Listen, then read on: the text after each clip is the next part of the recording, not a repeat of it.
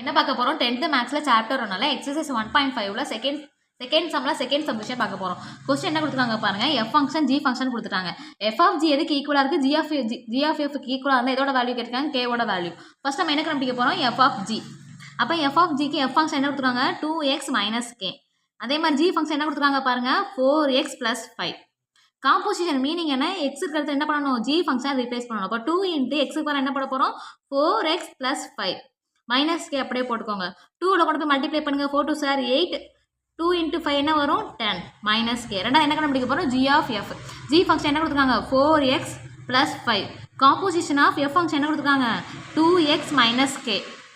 அப்போ நம்ம என்ன பண்ண போகிறோம், எக்ஸ் இருக்கிற இடத்துல எஃப் ஃபங்க்ஷன் ரீப்ளேஸ் பண்ண போகிறோம். 4 அப்படியே வச்சுக்கோங்க, எக்ஸுக்கு பாரு என்ன பண்ணுங்க, 2x மைனஸ் கே + 5.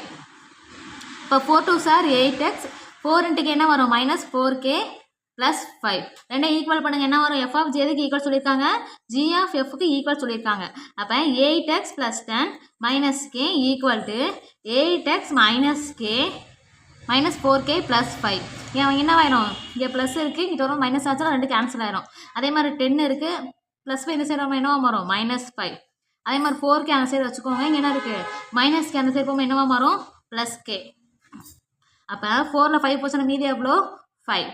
4ல் 1 போச்சுன்னா இங்கே என்ன இருக்குது, மைனஸ் இருக்குது, இங்கே ப்ளஸ் இருக்குது. அப்போ 4kல 1k போச்சுன்னா மீதி எவ்வளோ, -3k. நம்மளுக்கு கேவோட வேல்யூ தான் கேட்காங்க. அப்போ கே மட்டும் இந்த சைடு வச்சுக்கோங்க.